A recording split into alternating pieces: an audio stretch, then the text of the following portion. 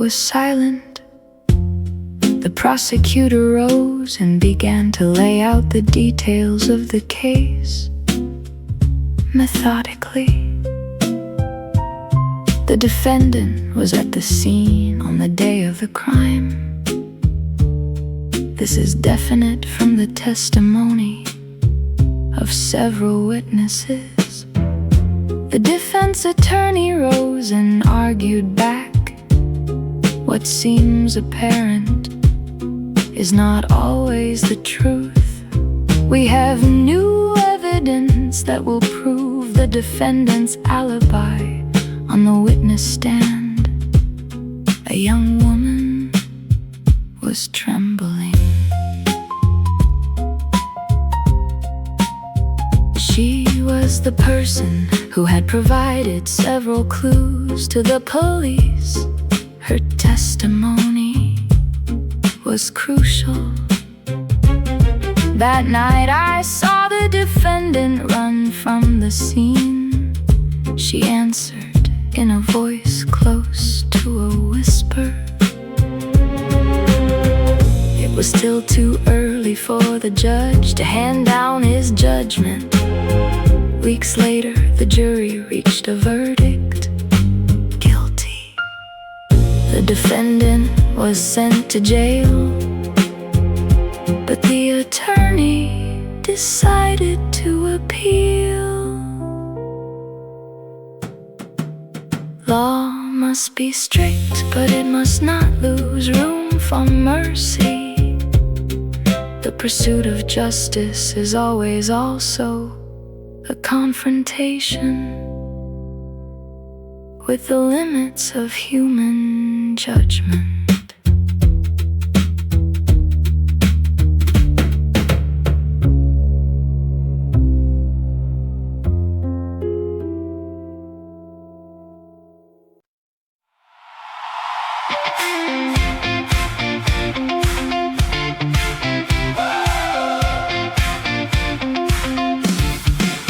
Behind the Olympics, there are countless stories the media does not show.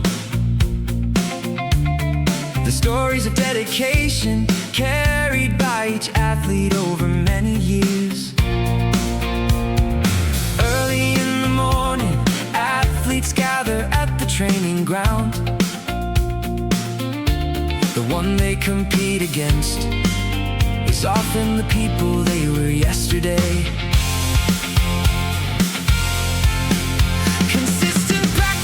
Produces remarkable results. At the opening ceremony, thousands of athletes march in. They raise their national flags and exchange greetings in harmony.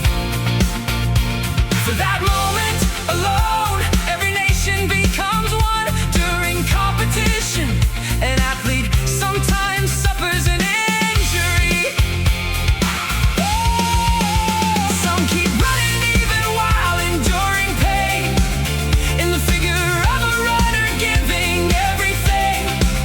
There is something beyond mere victory or defeat. Athletes who did not win a medal return home to their families. Even in tears of disappointment, there is the resolve for the next attempt. The true significance of the Olympics does not lie in the number of gold medals. At the closing ceremony, athletes from every nation mingle as they enter. Ethnicity and religion do not matter. In that moment, sport teaches us that it is a common language of humanity beyond words.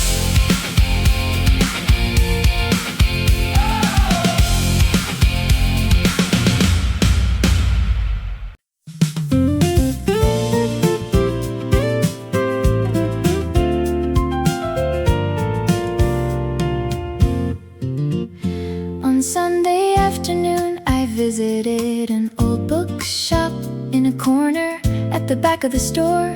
Wooden shelves reached up to the ceiling. The owner was an elderly man with white hair. He greeted me lightly and returned to his reading. Inside the shop, only the sound of turning pages and the ticking of an old clock echoed. I stopped before a shelf of poetry and picked up a volume. The book had not been touched by anyone for a long time, and when I opened it, a peculiar scent rose. As I turned the pages, I noticed a bookmark tucked inside. An old handwritten note was on it. I give this book to you, June 1968, from Father. I let out a sigh. A book once handed from a father to his son had traveled for more than half a century and was about to pass into my hands. A stranger, I told the owner that I wanted to purchase the book. He glanced at the note and, after a moment of silence, quietly remarked, "This is something valuable back home. I read the poems." Outside, rain was gradually beginning to fall. The words within the book, across 60 years, had reached me now.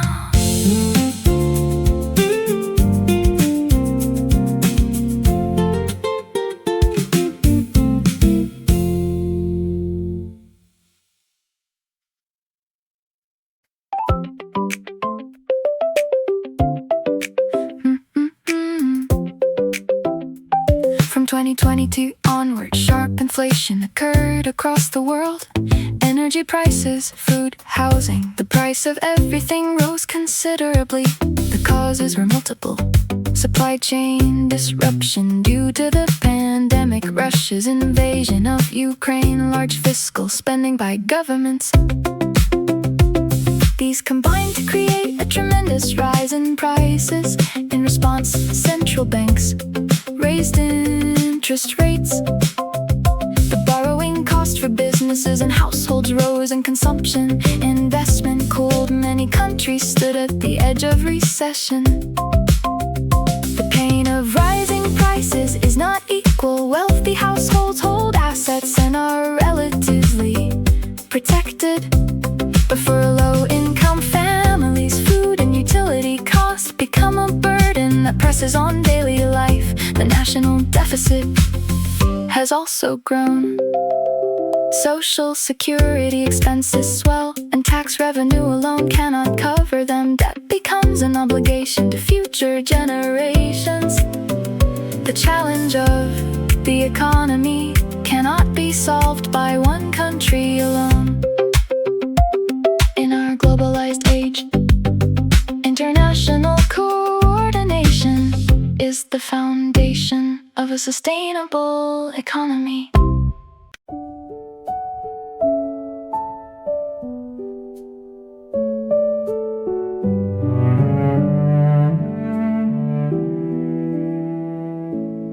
Mr. Tanaka is 72. He retired 5 years ago from the company where he had worked for long years.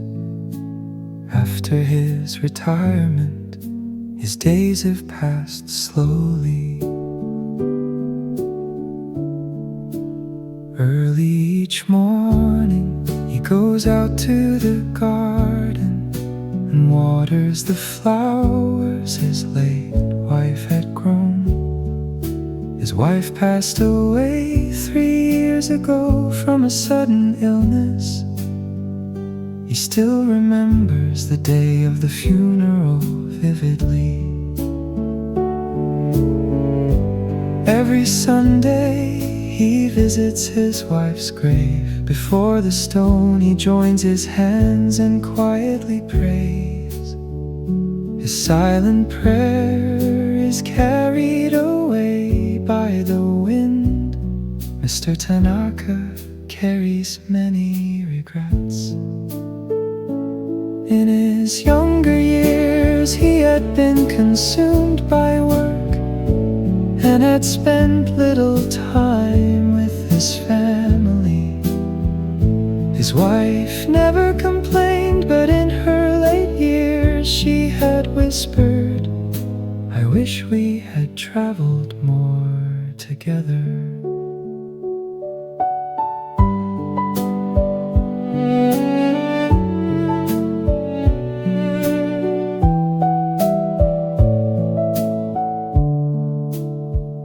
Those words still linger in his heart. Now Mr. Tanaka travels alone. One by one, he visits the places his wife had wanted to see. Somehow he feels as if he is walking together with her. The passage of life always comes quietly.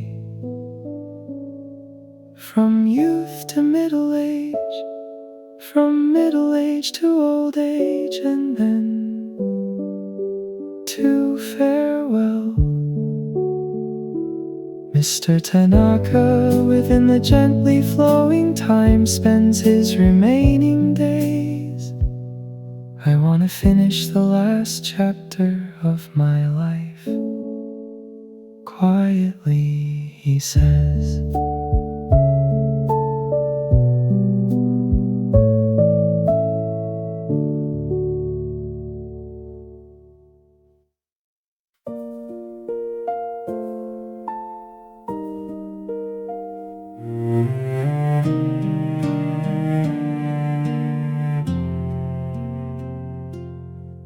The institution of marriage has evolved with time. Once it was mainly a bond between families, an alliance between houses. Today, the love and choices of two individuals are the primary reason. With each anniversary, a couple comes to know each other more deeply. But not everything always goes well. Conflict can accumulate, and an intimate relationship can grow cold. The rate of divorce has been rising around the world. It is not appropriate to see this only as a negative phenomenon. It is also one aspect of a society that gives priority to the happiness of the individual. The background of divorce is complicated. Financial strain, differences in values, the burden of raising children. It cannot be attributed to a single cause. When there are children, divorce becomes a particularly delicate issue. A parent's choice has a substantial impact on a child's life. Both parents carry the responsibility to consider the welfare of the child even after they part. Neither marriage nor divorce has a single correct answer. What matters is an attitude of mutual respect and honest engagement. Whatever its form, a family remains an association of love.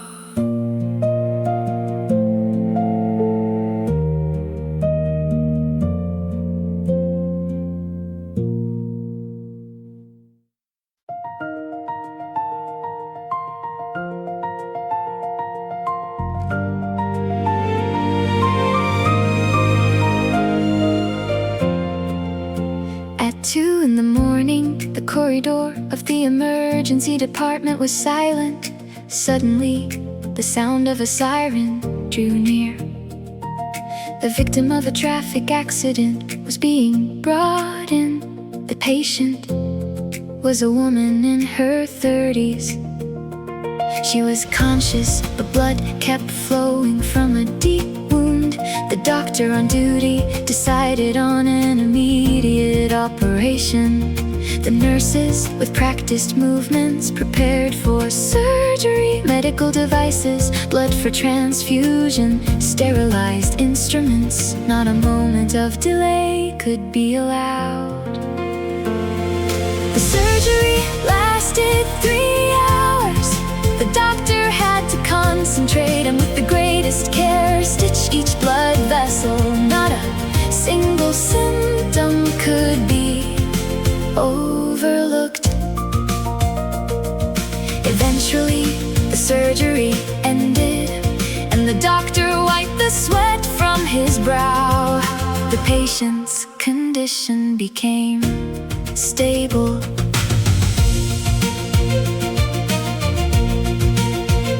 The family in the waiting room shed tears and thanked him.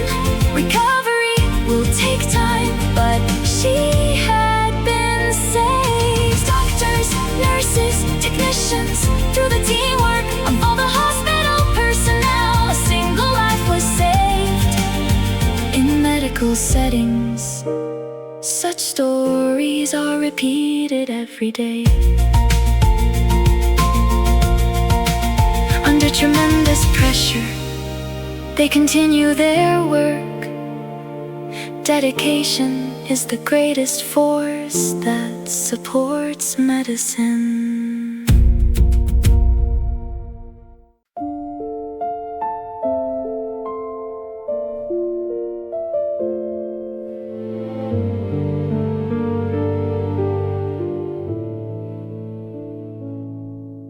On the battlefield, there was a fear that no movie can convey. An armed unit advanced through the forest. Everyone held their breath. Suddenly, from the front, the sound of a blast echoed. The commander gave orders in a low voice: scatter. Everyone dropped to the ground. Bullets flew between the trees. Combat began. Beside a young soldier, a comrade fell. A bloody scene spread before them. Minutes later, the shooting stopped, and the area was wrapped in an uncanny silence. The soldiers, trembling, rose to their feet. Who had survived? Who had been lost? The tragedy of war is the accumulation of such moments. Even the distinction between friend and enemy is sometimes lost in confusion. Soldiers who returned from the battlefield are haunted by those memories for life. Some develop PTSD or depression, and some are driven to suicide. The wounds of war remain deep long after the shooting has stopped. There are no winners in war, a veteran once said. Both victory and defeat give birth to the same grief. In the end, will the day ever come when humanity can truly abolish war?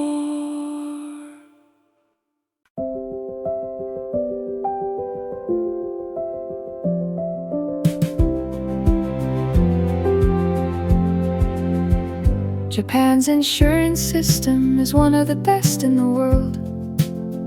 Every citizen is enrolled in public medical insurance and can receive treatment at a fixed share of the cost. What supports this system is monthly premiums and taxes. premium is automatically deducted from employees' salaries. The self-employed belong to the National Health Insurance. The system is complicated, and what is apparently simple actually consists of many provisions. A particular provision defines the scope of benefits that a subscriber can obtain. As the nation ages, medical and pension spending is rapidly increasing. The premiums paid by the working generation alone cannot cover it, and the deficit has been growing. Private insurance companies also offer a wide range of products: cancer insurance, life insurance, personal pensions. A buyer can choose according to his or her needs.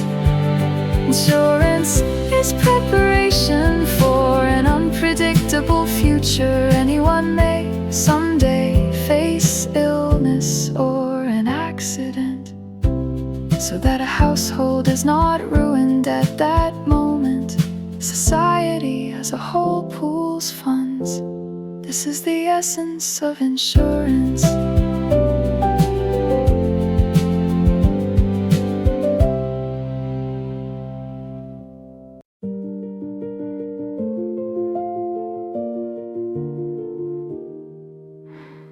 As individual human beings, each of us is very small. The Earth lies in a corner of a galaxy,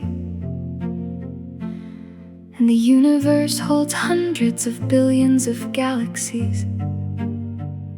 When we imagine that scale, human activity seems insignificant. Yet at the same time, is it not astonishing that we can have consciousness and wonder about the universe? Ancient philosophers looked up at the night sky and thought, why are we here?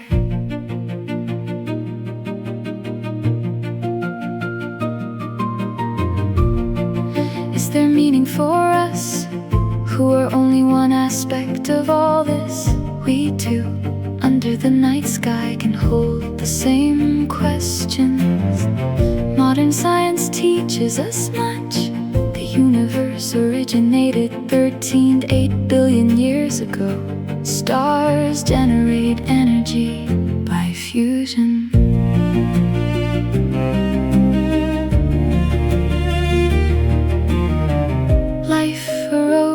From chemical reactions. But why does being exist? And why is there this universe rather than nothing? Science has no definitive answer to this root question.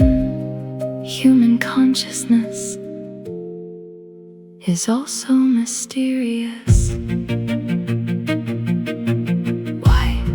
From the electrical signals of neurons, do the sensation of red or the emotion of joy emerge? Neither psychologists nor philosophers has yet given a clear answer. To face these questions comes with a painful loneliness, but it is also a privilege given only to human beings. Though we are small, we can think about the universe itself. Is there anything more extraordinary than this?